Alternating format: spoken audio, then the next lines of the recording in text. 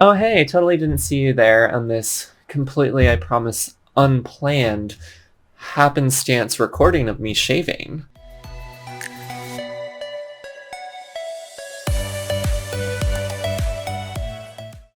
Hey everyone, Chloe from the Chloe Connection. Thanks again for tuning in. Today we're going to talk about shaving, a little bit about hair removal, and all those fun things that come into play with facial and body hair as a trans woman or somebody of any gender.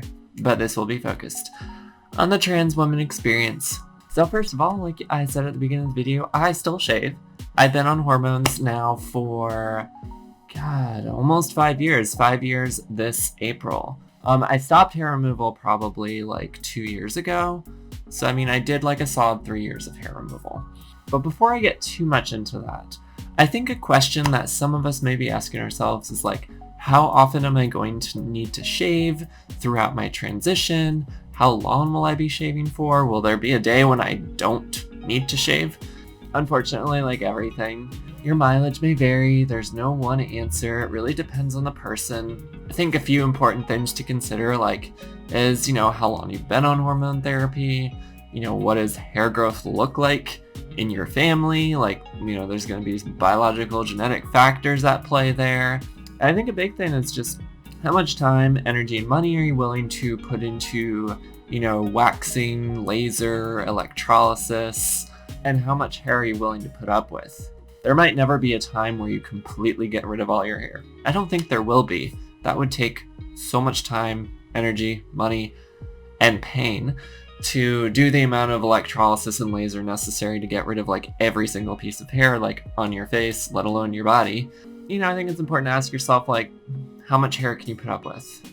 I shave probably every 2 to 3 days, but I could probably go a week and my facial hair wouldn't be noticeable to anyone but me. I've gotten rid of most of the dark hair, but I just hate the feeling of a little bit of stubble, when I'm putting on my makeup or I just touch my face or anything like that. I want it to be smooth. So, it's more for me than it really is for other people. Just consider all that. Genetics, how long you've been on hormones, what you're willing to put up with, how much time and energy you're willing to put into hair removal, how much dysphoria does it cause you. Make sure you're doing it for yourself and try not to do it to appease others. Way easier said than done. Of course, I realize that. I briefly mentioned hair removal, and that will obviously impact how often you need to shave. I went through laser for about 3 years, probably about a year and a half or so of that. I was also doing electrolysis just on my face, the laser on my face, my chest, and my genital region, preparing for SRS. It's really about what your relationship with shaving and hair is. How much can you put up with, and how often do you want to do it? You need to also ask yourself, how sensitive is your skin? Have a shaving cream that helps protect your skin, helps lubricate your razor properly, basically just doesn't fuck up your face when you're shaving. And with that, you want to make sure you get a razor that's halfway decent. This thing's a little crusty, but I get stuff from Dollar Shave Club. Probably not the best, but for the money, it's probably better than what you can get for a comparable price from Walmart. And there are many ways you can go about getting a really close shave. Usually, you can go down, but I find on my face going up can get a really close shave, but you got to be careful with that. It is giving you a closer shave. You're going against the grain of the hair, I believe, which is opening yourself up more for cutting, opening yourself up more for ingrown hairs. So be careful with that. I would highly recommend not shaving against the grain, going upward every day.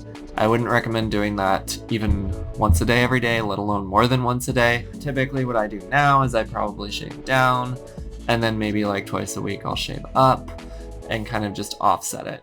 Yes, we want a closer shave, but if your skin is getting cut and irritated and red and then harder to cover up with makeup, it kind of ruins the whole point of trying to get a closer shave in the first place. Be mindful about what you're doing. If it's really hurting, probably check in with that and see what you can change about what you're using or the schedule that you're shaving at. And probably the last most important thing to consider here is, how do hormones impact all of this? Just because you come out and start transitioning, your hair is not going to suddenly magically change. That would be great.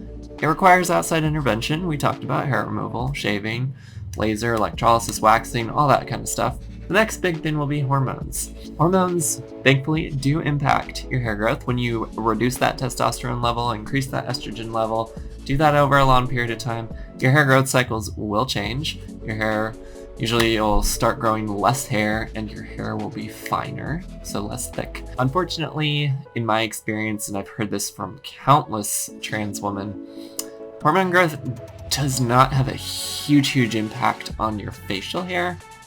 It'll get finer over time, it may grow a little slower, but you're not gonna lose that much facial hair. I found in my experience, it made a huge impact on my body hair growth.